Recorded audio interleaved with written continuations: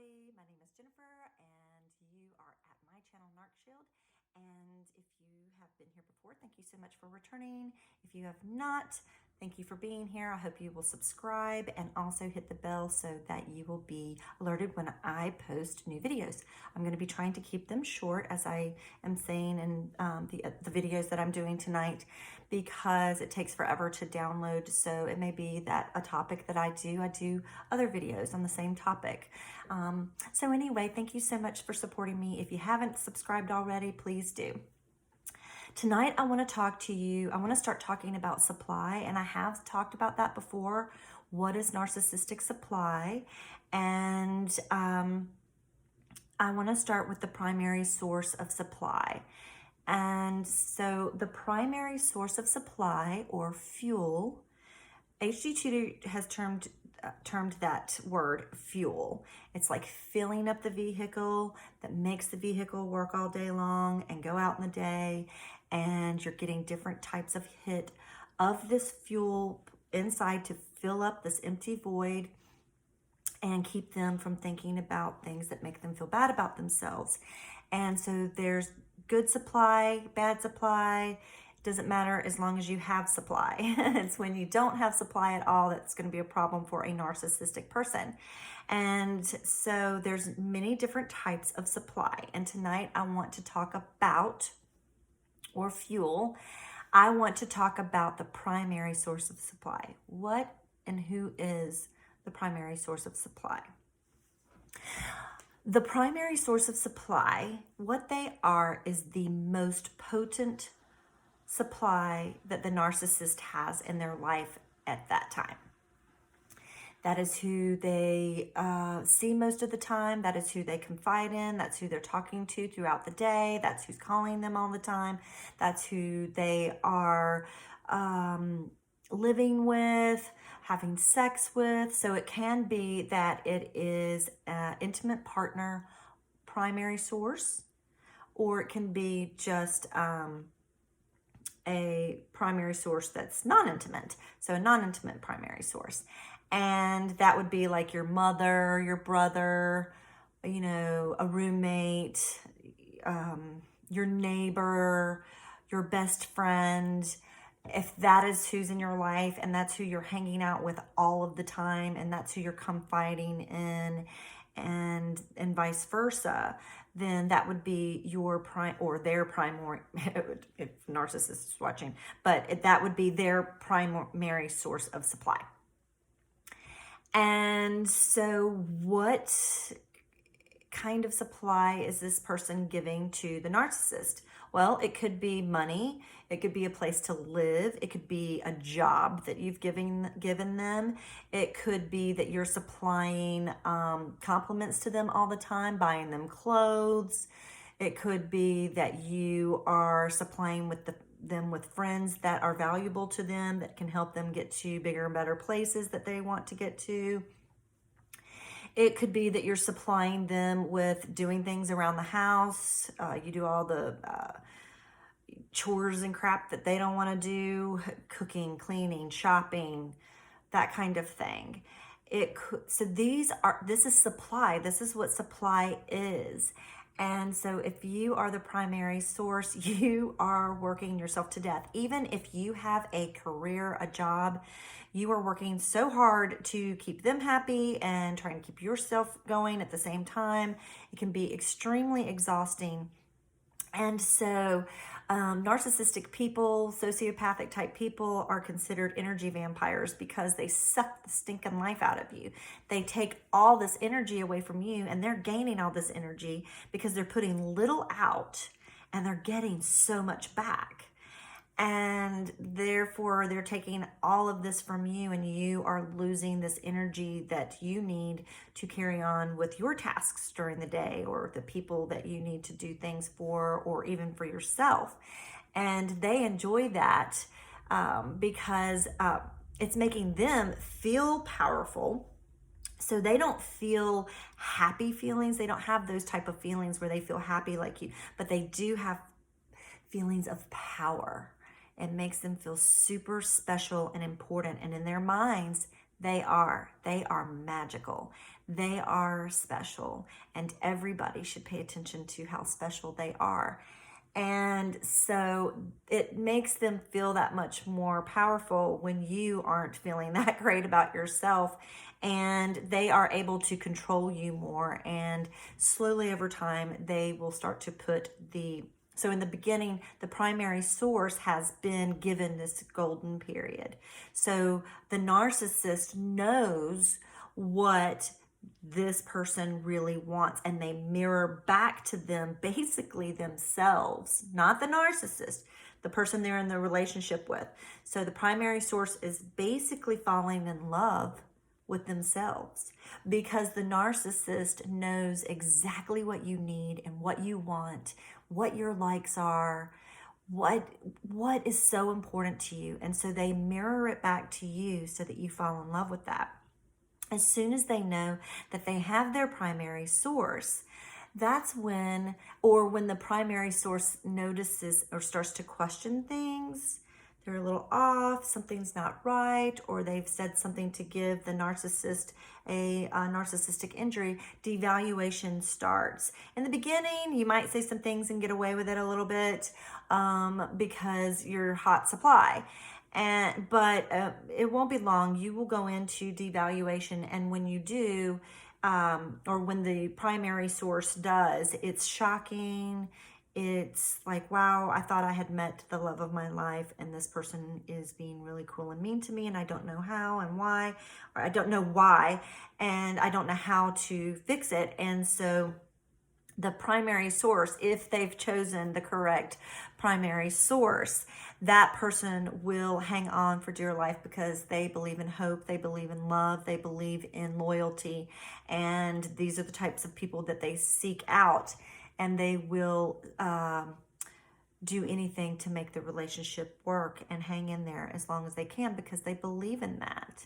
That's how they were raised. That's, the narcissist knows a lot about the person that they get in a relationship with. They know that they're vulnerable. They know they've been through things. They know, and they want to know everything about you from the beginning. So when you were in the idealization phase, the golden period, whatever you want to call it, the love bombing stage, they sat and listened to you for hours. They asked you so many questions. It felt like they resonated with you, and they were your protectors. And I can't believe somebody would treat you this way, and I would never treat you that way. And it feels like your knight in shining armor came in. And unfortunately, when you are devalued, and they will take all of that you told them and trusted them with, and they will turn it on you and exploit you and exploit all of that and victimize you by using it against you. They will say horrible things to you. They can do horrible things. They may go out and tell people those private things that you told them. They will do a lot of things. And the reason that they do that is they need to hold up their facade, and they need to look like the good person. And so, example, something like for me, I do these, I've been speaking out on narcissistic abuse for 4 years now. This will be my 4th year. June 1st is World Narcissistic Abuse Awareness Day. And that was when I first started. I started a little bit before that, but basically I was like, World Narcissistic Abuse Awareness Day, I'm going to be an advocate and do that because I felt it was really important. And I see people all the time going through narcissistic abuse, and it breaks my heart. And I wanted to do something to help. But because I've had people, not necessarily love partners, like romantic relationships, but I have had people in my life that were very narcissistic, exploit this against me because they felt threatened by me, And so they take things that are vulnerable for me and they have turned it and tried to exploit me with that. And when that has happened, I have stepped away from those relationships because that's not okay. That's crossing a boundary. And I could see that these people were out to hurt me. That's very malevolent. That's someone who wants to hurt you. And so a narcissist, that's what they do. They lash out. They cannot hold that back. They want to make you feel bad about yourself. And if you feel bad about yourself, then maybe you won't leave. Maybe you'll stay with them, or at least give them a narcissistic supply. So they start to do that, and then they're automatically, if they haven't already, which most of the time, if you are with a narcissistic person, they have other sources of supply. And I will be doing another video tonight. I'll talk about the secondary source of supply. And so there's other sources of supply, but they have other sources of supply around them. And they've been talking to other people. And they usually have people in line to replace you in case they're hoping they have some of that anyway. And they've been kind of working on them a little bit in the background so that these people can replace the primary source. And when the discard comes to the primary source, a lot of times it is one of those things where you're like, wow, because you thought that you guys were working it out, working on it, and you've stayed way longer than you probably should have. And the narcissist knew that you would, and that helped give them the leverage to make you look like the crazy person because they were continuing to work these manipulations against you over time. And usually the primary source stays, and the breakup is between 7 and 9 times usually before it's finally done and a new supply is brought in and you are kicked to the curb or you left.